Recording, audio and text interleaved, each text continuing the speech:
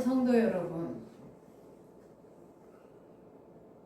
오늘 주님께서 우리에게 주시는 말씀은 고린도전서 본문 14장 33절과 40절, 그리고 설교 제목은 무질서를 질서로 바꾸시는 하나님이라는 제목으로 하나님의 말씀을 선포하겠습니다. 사랑하는 성도 여러분, 하나님이 계신데도 왜 내 삶은 엉켜있고 무너져 있습니까? 오늘 말씀은 분명합니다. 하나님은 무질서의 하나님이 아니십니다. 그렇다면 지금 이 혼란은 하나님으로부터 온 것이 아닙니다. 오늘 주님께서 주시는 말씀을 잘 들으시고 여러분을 향한 하나님의 본심을 아셔서 무질서를 질서로 바꾸시는 하나님의 은혜가 여러분의 삶에서 드러나길 축복합니다. 아멘. 하나님이 계신 곳에는 절대로 무질서가 계속되지 않았습니다. 오늘 본문 배경을 잠깐 말씀드리겠습니다. 사도 바울이 이 편지를 쓸 당시 고린도 교회 내 성도들이 방언이나 예언 같은 영적 은사를 예배 중에 경쟁적이고 무분별하게 사용하여 큰 혼란과 무질서가 발생하고 있었습니다.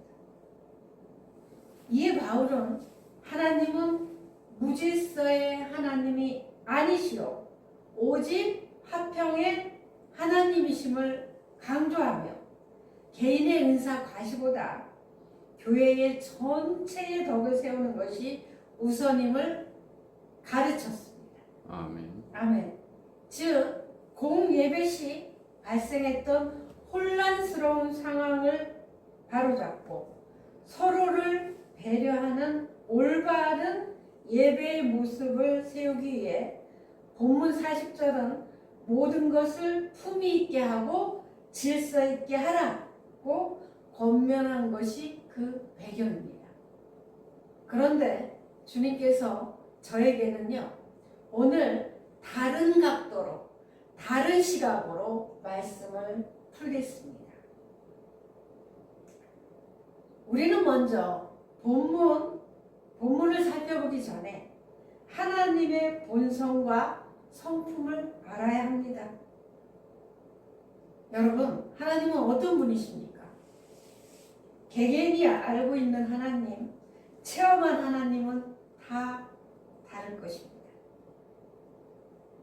그러나 우리들은 하나님을 제대로 알아야 합니다. 그럴 때 우리가 그분으로 인해 누리는 은혜가 다릅니다. 하나님을 많이 알면 알수록, 깊이 알면 알수록 우리가 하나님으로 인해 누리는 은혜와 사랑, 축복이 다르기 때문에 하나님의 사랑의 깊이와 높이와 넓이를 아는 만큼 우리는 하나님 품 안에서 참 평안을 누리게 됩니다.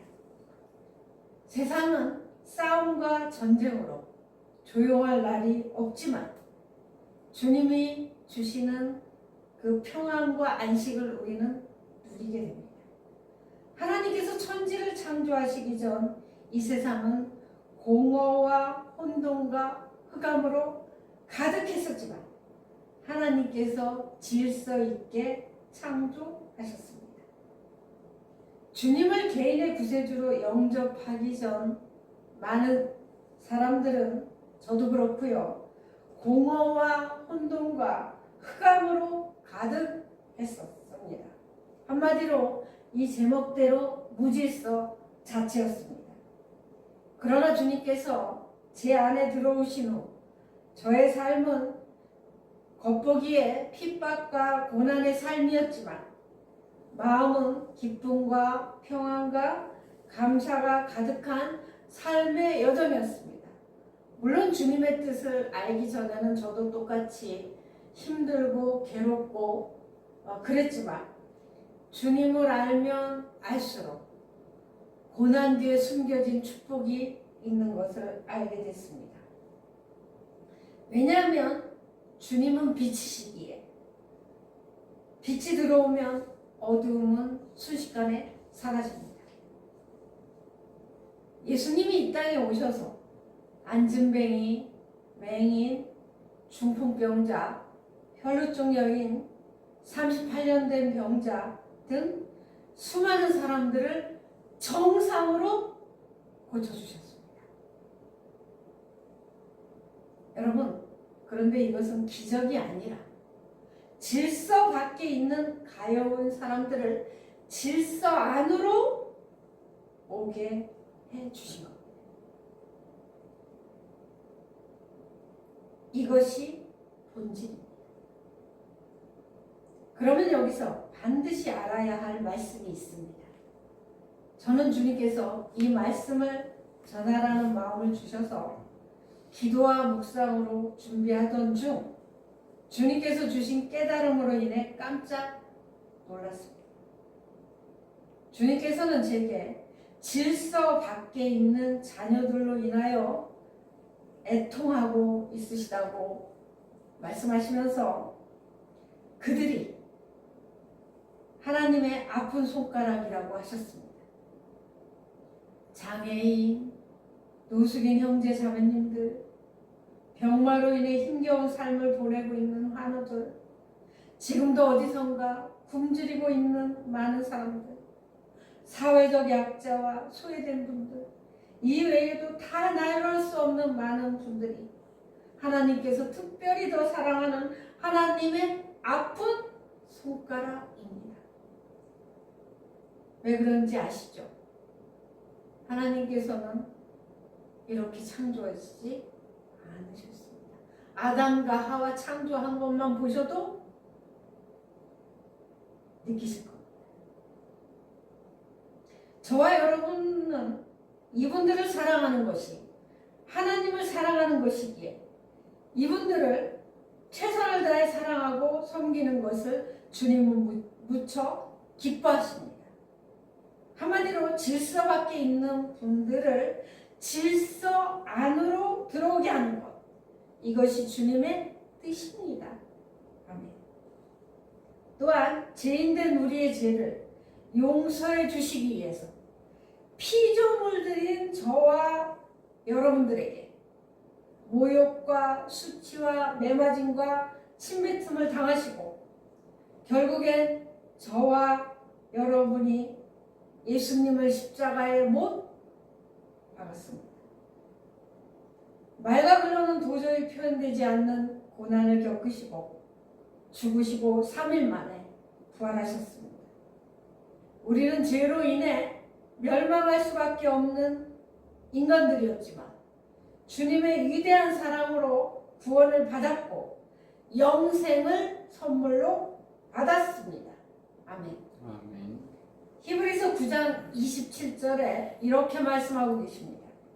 한 번 죽는 것은 사람에게 정하신 것이요 그 후에는 심판이 있으리니 라고 말씀하셨어요. 그런데 한번 곰곰이 생각해 보시기 바랍니다. 하나님께서 창조한 사람들이 심판받고 멸망당하는 것 과연 하나님 뜻일까요? 원래 하나님의 의도였을까요? 이건 마귀, 사탄, 악한 영의 뜻입니다. 하나님께서는 분명히 말씀하셨습니다. 디모데전서 2장 4절 말씀을 보면 하나님은 모든 사람이 구원을 받으며 진리를 아는 데에 이르기를 원하시느니라 이렇게 말씀하셨어요. 한마디로 질서의 하나님은 혼돈과 공허와 어둠 가운데 있는 즉 질서 밖에 있는 사람들이 주님께서 베푸신 사랑으로 점철된 질서 안으로 모든 사람들이 들어와서 주님께서 주시는 사랑과 평안과 기쁨을 누리며 사는 것을 최고로 원하십니다. 아멘. 아멘. 부모라면 아기가 정상으로 태어나 잘 먹고 잘 자고 무럭무럭 성장하는 것을 모든 부모가 바라듯이 하나님도 모든 사람이 구원을 받고 주님께서 주시는 영의 양식, 육의 양식을 잘 먹고 무럭무럭 성장하여 하나님의 사람으로 성숙하기를 간절히 원하십니다. 아멘. 성경에 모델이 있습니다. 이 모델이 바로 누구냐면 우리가 잘 아는 야곱입니다. 야곱은 아버지를 철저히 속인 사기꾼 야곱이었지만 하나님이 허락하신 많은 연단을 통하여 긴 세월 깎고 다듬어져서 결국엔 아름답게 성숙하여 바로왕을 축복하는 하나님의 사람 야곱이 되었습니다. 아멘. 여러분, 바로왕을 축복했다. 이거 단순하지 않습니다. 여기에는요, 속이던 자가 왕을 축복하는 자가 되었는데 이 말씀 속에는 깊은 진리가 숨어 있습니다. 기회가 되면 야곱을 통한 진리의 말씀을 전하고 싶습니다. 하나님께서는 질서를 깨뜨리는 것을 무척 싫어하십니다. 싫어하시는 차원을 넘어서 질서를 무너뜨린 사람들을 엄히 징계하십니다. 민수기 12장 1절 2절에 미리암과 아론이 모세를 비방했습니다. 비방한 이유는 흑인 구스 여인, 흑인 여인을 아내로 맞이한 모세를 보고 비방을 했습니다. 그런데 그 비방한 그 아론과 미리암을 하나님께서 그 소리를 듣고 진노를 하셨습니다. 그래서 미리암이 문둥병에 걸리고 그 결과 진영 밖으로 7일 동안 격리되었습니다. 여러분 인간적으로 한번 생각해 볼까요? 미리암은요 모세의 누나입니다. 누나. 자, 누나로서 한마디 할 수 있어요. 하필 그 흑인 여자를 왜 많고 많은 여자 중에 왜 흑인 여자를 아내로 삼았냐? 그 가문의 수치다. 이렇게 말할 수 있거든요. 그런데 여러분 모세는 하나님께서 세우신 이스라엘의 영적 지도자였습니다. 그런 모세를 비방한 것은 질서를 깨뜨린 것이고 하나님께서 허락하신 권위를 정면으로 대항한 것입니다. 리더, 즉 교회의 목회자는 하나님께서 직접 만지십니다. 여러분, 그 미리암이 진영 밖으로 격리되는 것은 영적 의미로는 그 진영 밖이 지옥으로도 분별할 수 있을 정도로 무서운 곳이었습니다. 그리고 그때 말씀을 보면 더 이상 이스라엘 백성이 앞으로 나가는 진행을 멈추게 하십니다. 왜? 이 죄가 있었기 때문에. 그래서 주님께서 세워주신 목회자들을 존중하고 순종하는 것은 하나님의 뜻입니다. 목회자의 인격과 성품이 부족할지라도 그 권위에 순복할 때 주의 종은 하나님께서 직접 만지십니다. 아멘. 아멘. 그리고 저 같은 경우에도 여자 목사인 저는 담임 목사지만 이제 이곳을 내려가면 저는 한 남편의 아내이기 때문에 남편에게 순종을 해야 됩니다. 제가 이제 부끄러운 고백을 하면 예전에 저희 남편 정영호 목사님이 포도를 사러 갔는데 정영호 목사님은 이 포도를 사자고 했고 저는 그거보다 더 맛있어 보이는 이 포도를 사자고 했는데 정영호 목사님이 아니라고 이 포도를 사자고. 근데 제가 고집을 피웠습니다. 왜냐하면 더 먹음직스러웠거든요. 그러고 그거를 이제 밤에 샀는데 가지고 집에 왔어요. 제가 고집 피워서 제가 원하는 포도를 사가지고 와서 다 열어봤는데 위에만 멀쩡했고 밑에는 다 상한 거를 넣습니다. 그때 제가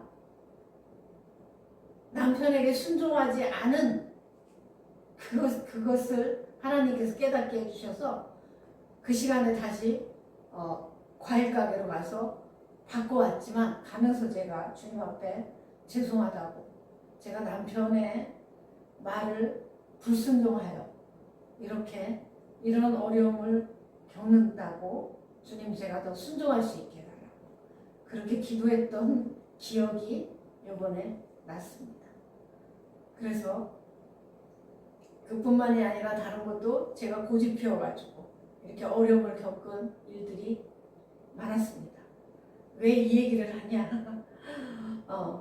이렇게 예를 들어서 아버지가 개차반이라 할지라도 자녀들이 그 아버지를 불쌍히 여기고 아버지에게 잘할 때 하나님께서는 그렇게 한 자녀와 그 자녀의 자녀들을 축복하시는데 이 개차반인 아버지는 하나님이 다루십니다. 만지십니다. 이것이 질서입니다. 하나님이 정해놓은 질서, 교회 안에서의 질서, 가정 안에서의 또 질서. 저희 많은 분들이 그렇게 얘기를 할 거예요. 존경할 만해야 남편을 존경한다고. 그것은 하나님께서 그 위치 질서의 하나님이기 때문에 그 위치를 존경하라는 뜻입니다. 그래서 이것을 잘 기억해 주시고 저처럼 불순종하여 어려움을 겪는 일이 없으시길 바랍니다. 자, 이제 슬라이드를 보면서 말씀을 또 전하겠습니다. 자, 무질서를 질서로 바꾸시는 하나님. 하나님의 아픈 손가락 기억해 주시기 바랍니다.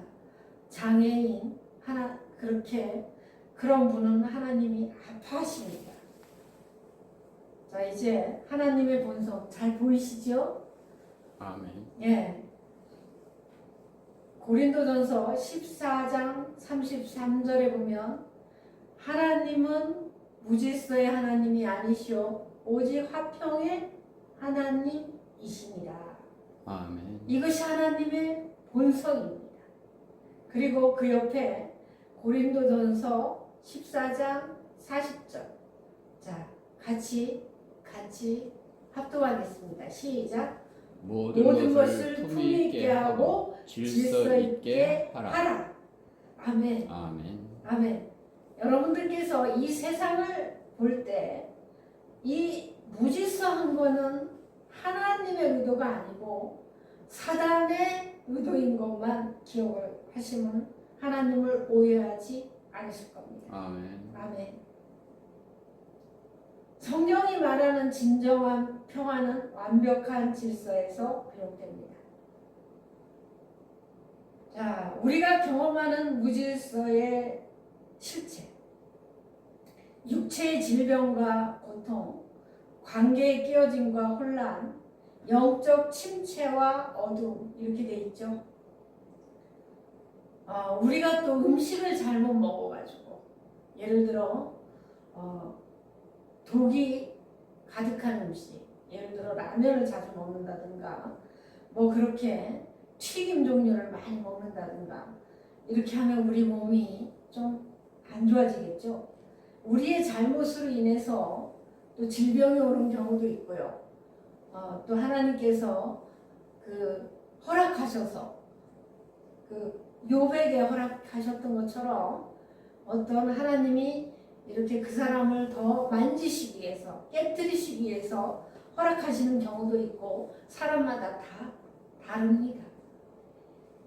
자, 그러나 우리는 그런 육체적인 질병 가운데 있는 분들을 위해서 기도하고 섬기고 돌봐야 합니다. 그 다음에 관계의 깨어짐과 혼란, 이거를 보면 아담과 하와 선악과 먹은 불순종이 떠오릅니다. 그 다음에 영적인 침체와 어두움.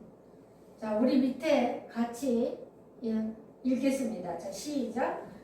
우리가 겪는 질병, 고통, 혼란은 하나님의 원래 창조 계획에 없던 상태입니다. 이는 죄와 타락으로 인해 세상에 침투한 무질서의 결과입니다. 여러분, 사단이 이 세상의 신이 돼서 주관하고 있죠. 자, 죄의 타락으로 인해 이 단어를 꼭 기억해 주시기 바랍니다.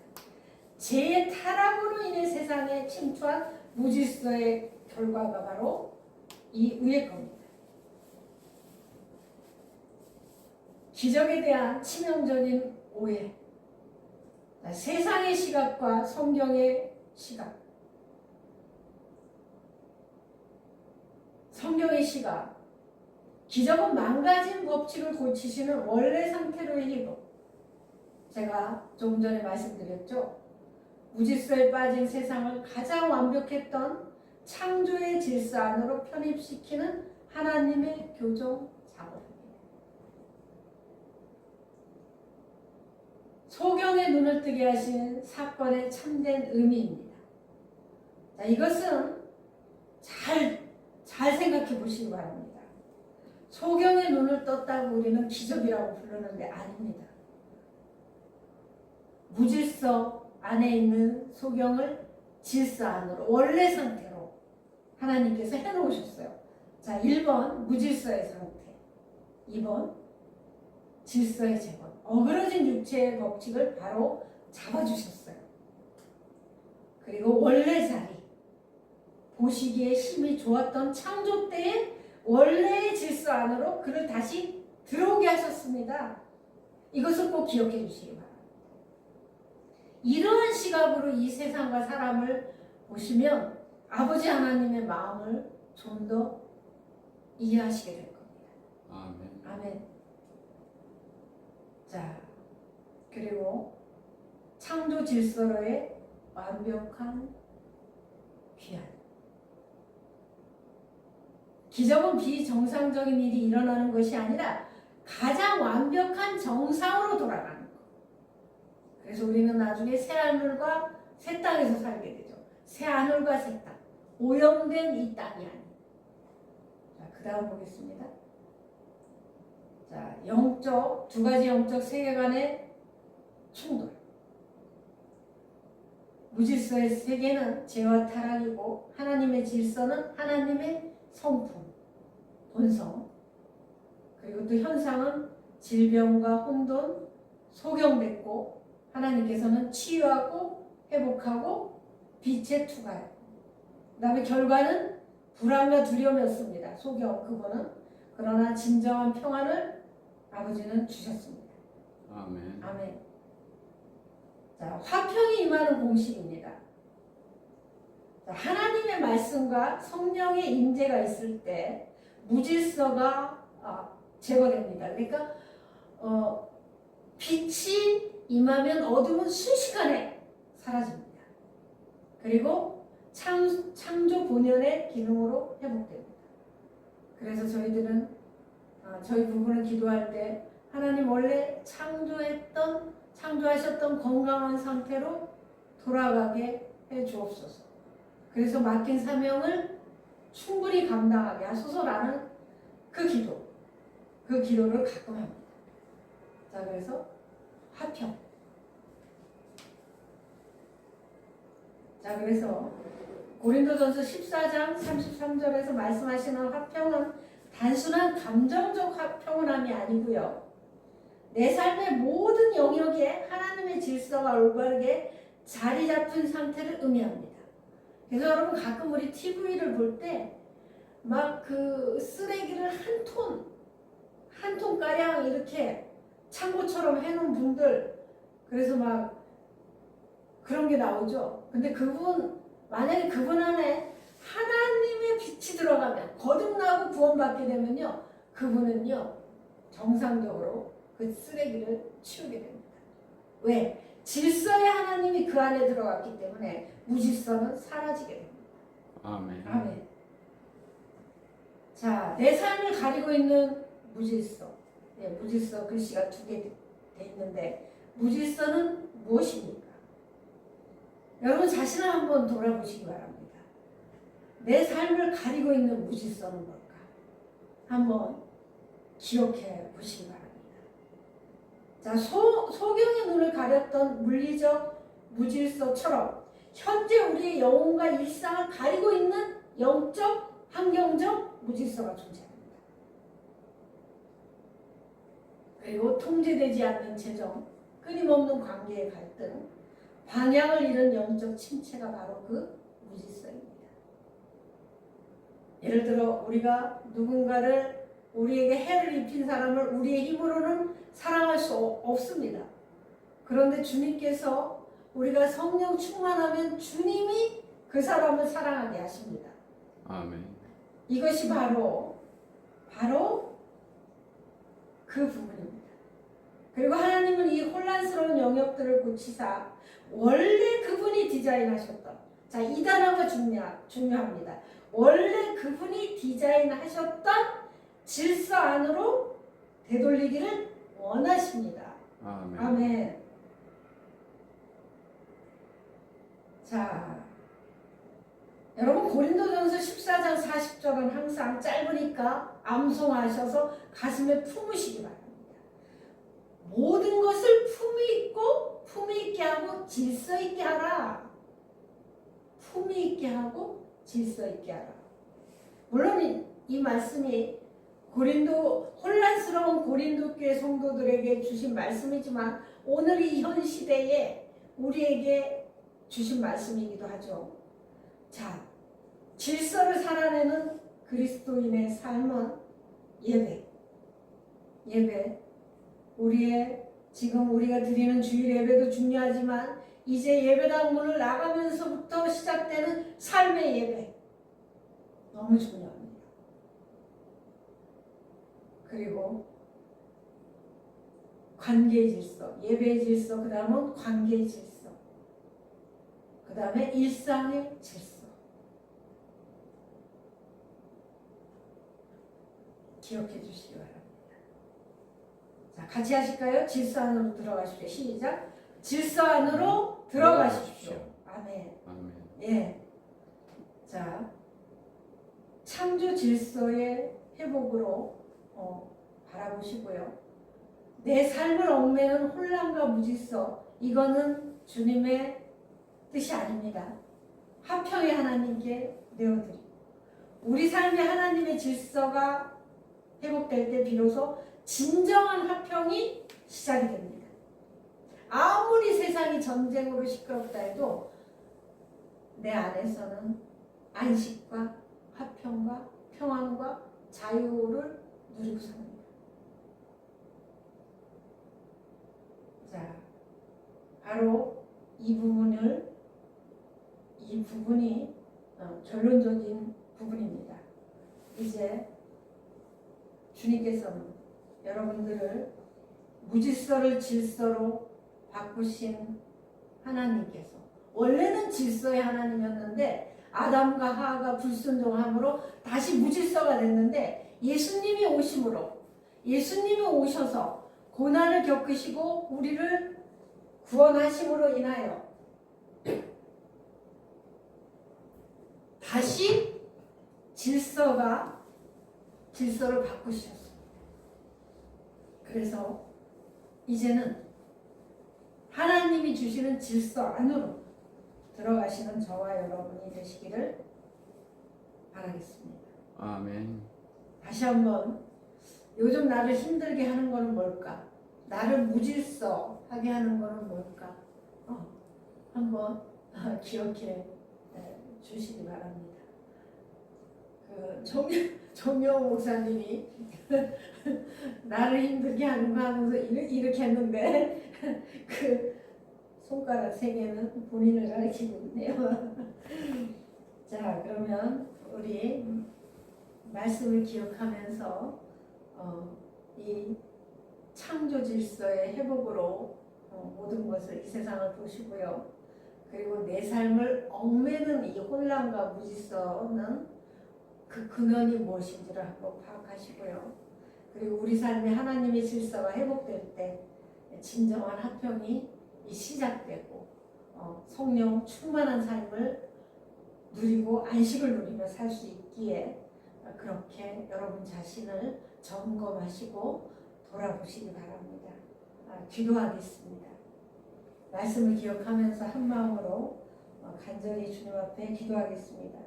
사랑의 아버지 하나님, 오늘 말씀 앞에 섰을 때 우리는 더 이상 숨길 수 없습니다.